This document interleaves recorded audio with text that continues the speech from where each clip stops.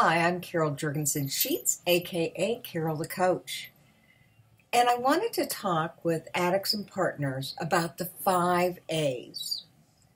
You know, so many times couples say to me, what can we do to begin to get to a place where trust has been restored? And you've probably heard me talk about it before. That means you have to participate in empathy. And empathy is the ability to put yourself in somebody else's shoes.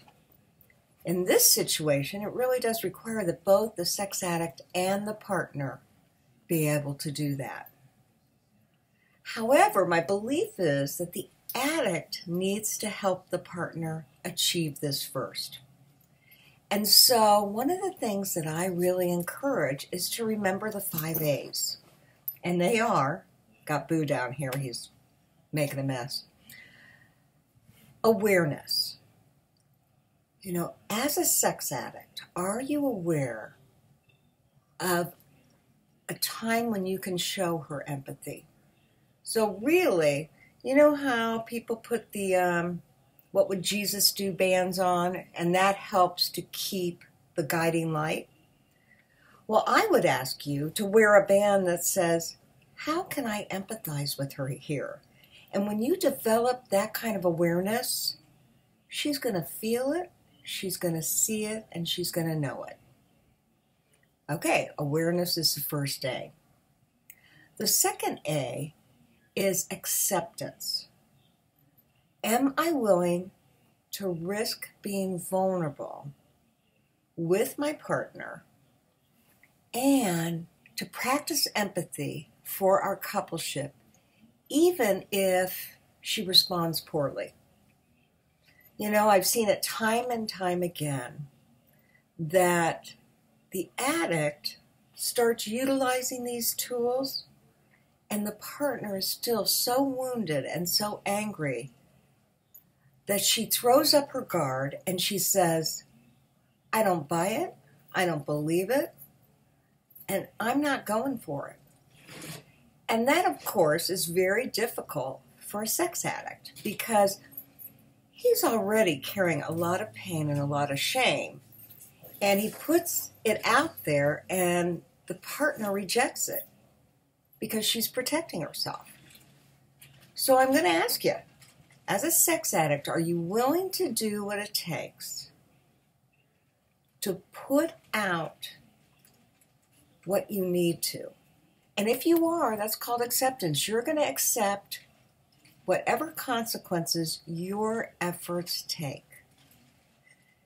And that shows great emotional maturity. And that's what we're really trying to do. We're trying to grow the coupleship up. We're trying to grow the sex addict up so that he can be the man he's always wanted to be. Okay, the third A, accountability. So accountability really means, how can I take full responsibility and find a way to convey that I want to empathize with her, that I know I did the damage? And even more importantly, what can I do to rebuild that trust so that she's absolutely sure that she can trust me? Accountability might look like polygraph tests. Accountability might look like taking 523 pictures of yourself a day, time-stamped. Okay, I'm exaggerating, but you get the drift. Accountability might mean that you leave your phone on so that when she calls, she doesn't have to wait 42 minutes for you to call her back. That's a lot of time for a partner to worry about, what is he doing? Why isn't he answering me? Okay, so again, the 3 A's.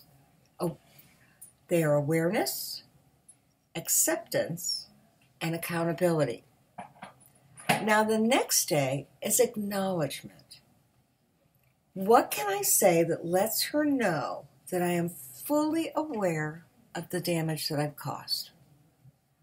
When you acknowledge, every time you see her triggered, every time you see her look doubtful, when you acknowledge that, I know it can set you up for her opening up and saying, "You're damn right, you've caused this. Look at me. I can't sleep. I can't eat. I can't trust. I can't think. I can't talk. I am a mess." And then an addict might go into more shame.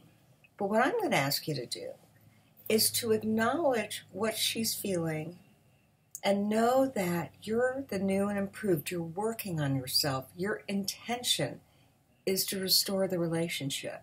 And keep that at the forefront of your brain. Okay, that's the fourth A, acknowledgement. And the fifth A has to do with an action plan. You know, it is so important that you have an action plan so that you're working your recovery tools.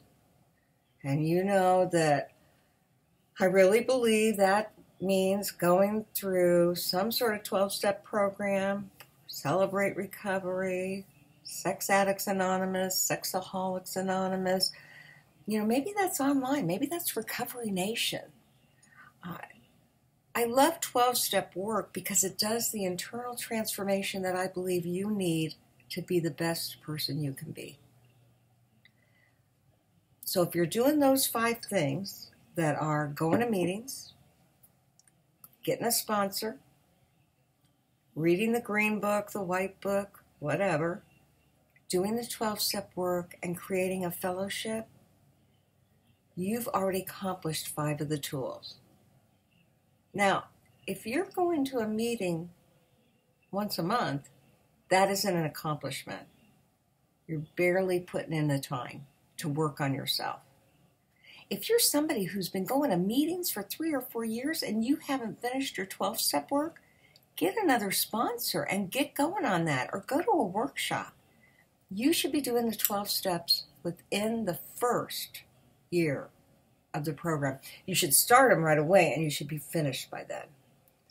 The next 5, of course, have to do with going to a CSAT like myself, going to an APSATS trained therapist for couples work, going to a sex addictions therapy group, reading spiritual and recovery materials, praying, meditating, and journaling, and then again those accountability tools, getting filters on your phone, going to a polygrapher, that kind of thing.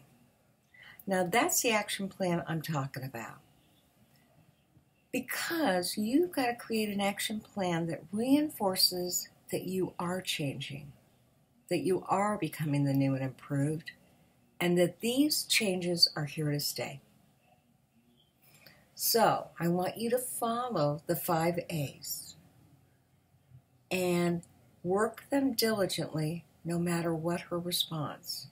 You owe it to her, you owe it to yourself, and you owe it to the coupleship.